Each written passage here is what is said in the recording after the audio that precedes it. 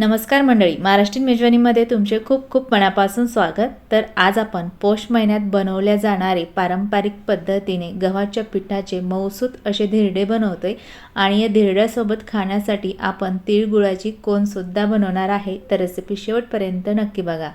तर सगळ्यात अगोदर आपल्याला मिक्सरचं भांडं घ्यायचे आणि भांड्यामध्ये 5 ते 6 हिरव्या मिरच्यांचे तुकडे, 10 ते 12 लसणाच्या पाकळ्या, अर्धा चमचा जिरे टाकून हे मसाले जाडसर ग्राइंड करून घ्यायचे। ग्राइंड केल्यानंतर आता या मिक्सरच्या भांड्यामध्येच टाकण्यासाठी आपल्याला 1 वाटी भरून गव्हाचं पीठ घ्यायचे आणि ज्या वाटीने आपण पीठ घेतले त्याच वाटीने 1 वाटी भरून यामध्ये पाणी घालायचं आणि हे ग्राइंड करून घ्यायचे। तर इथे मी ग्राइंड करून घेतले, बघू शकता घट्ट मिश्रण ग्राइंड झाले। आता या मिश्रणामध्ये परत आपण ज्या वाटीने गव्हाचं पीठ घेतलं होतं त्याच वाटीने 1 वाटीभर पाणी टाकून घ्यायचे आणि परत हे सर्व मिश्रण ग्राइंड करून घ्यायचं। तर इथे मी मिश्रण ग्राइंड करून घेतलं आणि अगोदरच्या पेक्षा बघू शकता मिश्रण पातळ झालेलं आहे। तर आता हे ग्राइंड केलेलं मिश्रण एका बाउलमध्ये काढून घ्यायचे। पण धिरडे बनवण्यासाठी हे मिश्रण अजून फार घट्ट आहे, त्यामुळे आपण या मिश्रणामध्ये अजून 1 वाटी भरून पाणी टाकणार आहे। तर वाटीभर पाणी घ्यायचं, मिक्सरच्या भांड्यामध्ये टाकायचे, भांड्याला लागलेलं मिश्रण काढून आपल्याला या बाउलमध्ये ओतून घ्यायचं। त्यानंतर हे मिश्रण मिक्स करून घ्यायचे आणि त्यानंतर तुम्ही या मिश्रणाचा थिकनेस बघू शकता। एकदम पातळ असं धिरडे बनवण्यासाठी आपल्याला मिश्रण तयार करून घ्यायचं आहे। आणि इथे आपण 1 वाटी गव्हाच्या पिठाला 3 वाट्या पाणी वापरलेलं आहे। आता तयार केलेलं मिश्रण आपल्याला झाकून 15 ते 20 मिनिटांसाठी बाजूला ठेवून द्यायचे। तोपर्यंत धिरड्यासोबत खाण्यासाठी तिळगुळाची कोन तयार करून घेऊ। तर कोन बनवण्यासाठी गॅसवर कढई ठेवली आणि कढईमध्ये वाटीभर तीळ टाकून घेतलेत। आता हे तीळ सतत चमच्याने हलवत आपल्याला चटचट आवाज येईपर्यंत भाजून घ्यायचे। 3 मिनिटांमध्ये तीळ व्यवस्थित भाजून झालेले आहे। इथे गॅस बंद करून घ्यायचा आहे आणि गरमागरम हे तीळ आपल्याला मिक्सरच्या भांड्यामध्ये काढून घ्यायचे आणि ज्या वाटीने तीळ मोजून घेतले त्याच वाटीने 1 वाटीभर गूळ यामध्ये टाकून घ्यायचा आहे आणि तिळगुळ ग्राइंड करून घ्यायचे। तर इथे मी ग्राइंड करून घेतले। तीळ गरम असल्यामुळे आपल्या गुळाला थोडंसं पाणी सुटलं जातं आणि त्यामुळे आपली तिळगुळाची कोन एकदम मऊसूत अशी ग्राइंड होते, बघू शकता।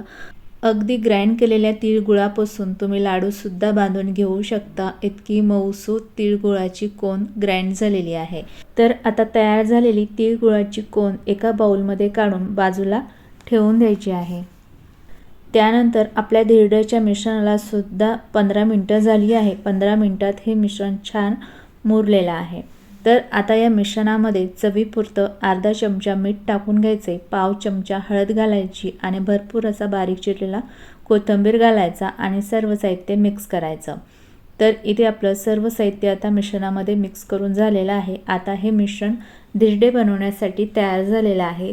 तर धिरडे बनवण्यासाठी आपल्याला गॅसवर एक नॉनस्टिकचा तवा गरम करून घ्यायचा। तव्यावरती थोडंसं तेल टाकून सगळ्या बाजूने व्यवस्थित तेल लावून घ्यायचे आणि त्यानंतर तयार केलेलं धिरड्याचं मिश्रण घ्यायचं आणि चमचाभर हे मिश्रण तव्यावरती टाकून घ्यायचे। मिश्रण तव्यावरती टाकताना आपल्याला थोडंसं असं गोल आकारामध्ये टाकून घ्यायचे आणि बघू शकता तव्यावर मिश्रण पडताच धिरड्याच्या मिश्रणाला छान अशी जाळीसुद्धा पडते।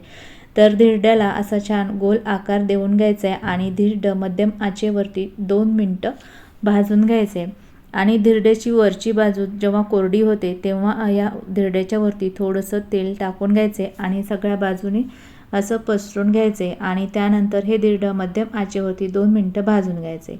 2 मिनिटं धिरडं भाजून झाल्यानंतर आपल्याला हे धिरडं असं साईडने मोकळं करून घ्यायचे आणि त्यानंतर या धिरड्याची बाजू बदलून घ्यायची आहे। तर बघू शकता मस्त धिरडं भाजून झाले। आता खालच्या साईडने सुद्धा 2 मिनिटं हे धिरडं भाजून घ्यायचे।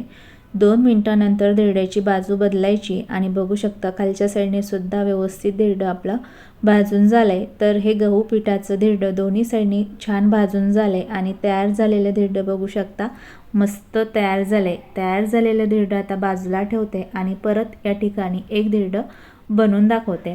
सेम पद्धतीने धिरड्याचं मिश्रण तव्यावरती टाकून घ्यायचे आणि या ठिकाणी थोडंसं धिरडं आता मी मोठ्या साईजचं बनवत आहे, त्यामुळे भरपूर असं मिश्रण तव्यावरती टाकून घेतलं आणि धिरड्याला गोल आकार दिलाय। आता हे धिरडं आपल्याला 2 मिनिटं भाजून घ्यायचे। 2 मिनिटं धिरडं भाजून झाल्यानंतर धिरड्याची वरची बाजू कोरडी होते तेव्हा या धिरड्याच्या वरती थोडं तेल टाकायचं आणि धिरड्याच्या वरती तेल सगळ्या बाजूनी असं चमच्याने लावून घ्यायचे। त्यानंतर धिरडं 2 ते 3 मिनिटं भाजून घ्यायचे। 3 मिनिट भाजून झाल्यानंतर धिरड्याची साईडची बाजू अशी चमच्याने मोकळी करून घ्यायची आणि त्यानंतर धिरड्याची बाजू बदलून घ्यायची। बाजू बदलल्यानंतर धिरडं परत 2 ते 3 मिनिटं भाजून घ्यायचे आणि 3 मिनिटानंतर परत धिरड्याची बाजू अशी बदलून घ्यायची। तर बघू शकता दोन्ही साईडने धिरडं आता व्यवस्थित भाजून झालं आणि खूप मस्त असं गहू पिठाचं धिरडं तयार झालं आहे। तर सेम पद्धतीने या ठिकाणी 2 ते 3 धिरडे बनवून घेतलेले आहे। तयार झालेले धिरडे बघू शकता खूप मस्त जाळीदार तयार झाले आणि अजिबात हे धिरडे चिकट झालेले नाहीत। अगदी मऊसूत असे आपले गहू पिठाचे धिरडे तयार झालेले आहेत आणि हे धिरडे तुम्ही जर सकाळी बनवले असेल तरी संध्याकाळपर्यंत असे छान मऊसूत राहतात। पौष महिन्यामध्ये असे गहू पिठाचे धिरडे नक्की बनवल्या जातात आणि विशेष म्हणजे आमच्या इकडे संक्रांतीच्या दुसऱ्या दिवशी किंक्रांत असते, त्या दिवशी तर आमच्या इकडे असे गहू पिठाचे धिरडे बनवले जातात आणि बनवलेले गरमागरम धिरडे छान असे तीळ गुळाच्या कोनसोबत खाल्ले जाते, खूप छान लागतात। तर माझ्या पद्धतीने असे गहू पिठाचे धिरडे नक्की बनवून बघा।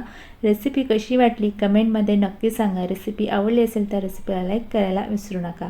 परत भेटूयात पुढच्या व्हिडिओमध्ये, तोपर्यंत बाय बाय।